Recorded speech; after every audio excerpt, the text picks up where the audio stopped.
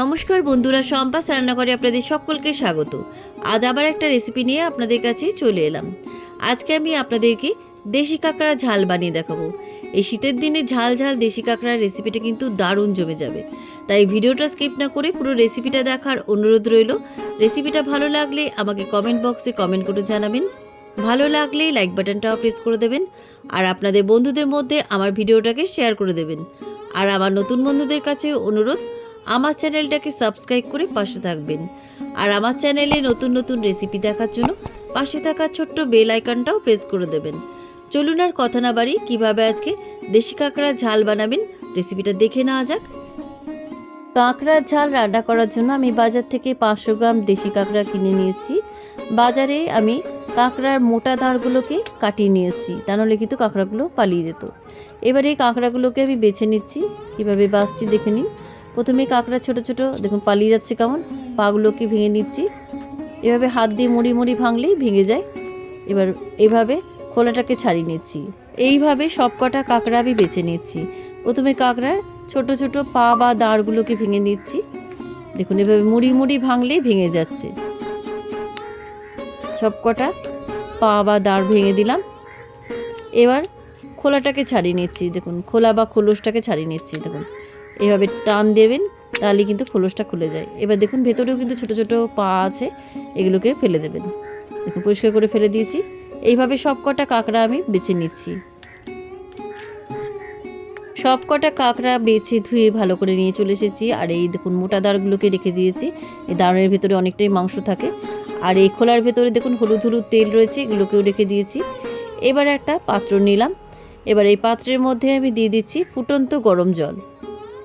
এবার এই গরম জলের মধ্যে দিয়ে দিচ্ছি 1 চামচ লবণ, আর দিয়ে দিচ্ছি 1/2 চামচ হলুদ গুঁড়ো। জলের মধ্যে লবণ আর হলুদ গুঁড়ো ভালো করে মিশিয়ে দেওয়ার পর আমি এর মধ্যে আগে থেকে বেছে ধুয়ে রাখা কাঁকড়াগুলো দিয়ে দিলাম। এবার এই ফুটন্ত জলের মধ্যে কাঁকড়াগুলো আমি 5 মিনিট ডুবিয়ে রাখছি।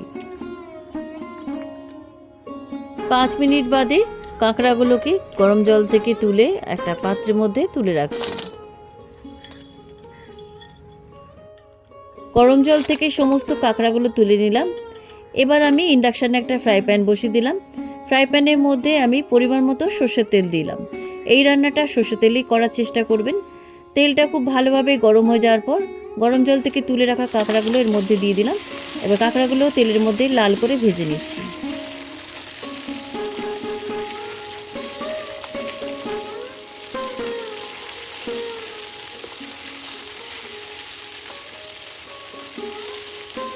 কাঁকড়াগুলো আমার লাল লাল করে ভাজা হয়ে গেছে। এবার এই ভাজা কাঁকড়াগুলো একটা পাত্রের মধ্যে তুলে রাখছি।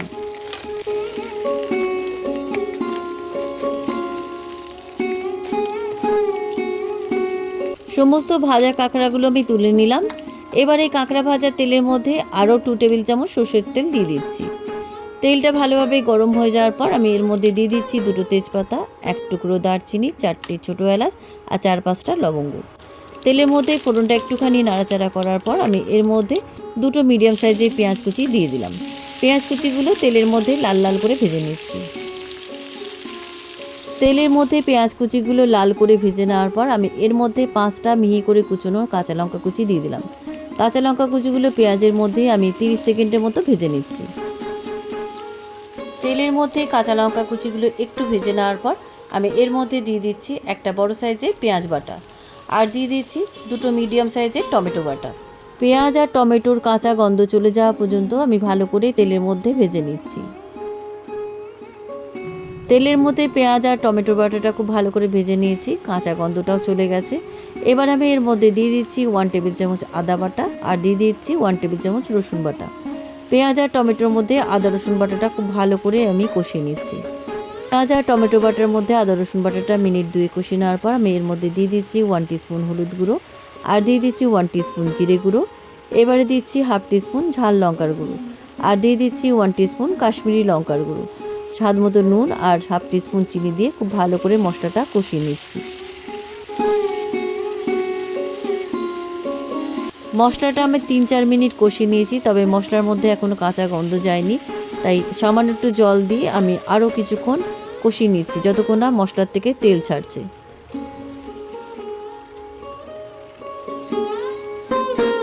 মশলাটা আমার খুব ভালো করে কষানো হয়ে গেছে। দেখুন মশলা থেকে তেল ছেড়ে দিয়েছে।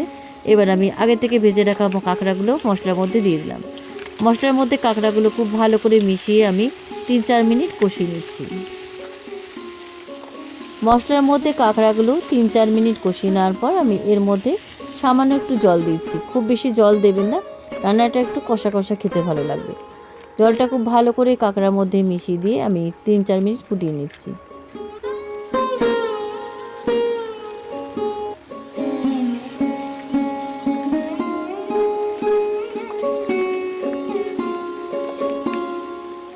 রান্নাটা আমার প্রায় শেষের দিকে।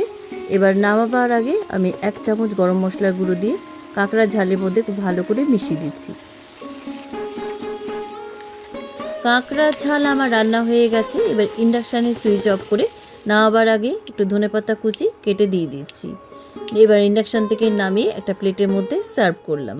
কেমন লাগলো আজকের কাঁকড়ার ঝালের রেসিপি? আপনারাও বাড়িতে এইভাবে একবার কাঁকড়ার ঝাল রান্না করে খেয়ে দেখুন, খেতে কিন্তু অসাধারণ হয়। রেসিপিটা একবার হলেও ট্রাই করার অনুরোধ রইল। রেসিপিটা কেমন লাগলো আমাকে কমেন্ট বক্সে কমেন্ট করে জানাবেন। ভালো লাগলে লাইক বাটনটাও প্রেস করে দেবেন, আর আপনাদের বন্ধুদের মধ্যে আমার ভিডিওটাকে শেয়ার করে দেবেন। আর আমার নতুন বন্ধুদের কাছে অনুরোধ, আমার চ্যানেলটাকে সাবস্ক্রাইব করে পাশে থাকবেন। আর আমার চ্যানেলে নতুন নতুন রেসিপি দেখার জন্য পাশে থাকা ছোট্ট বেল আইকনটাও প্রেস করে দেবেন।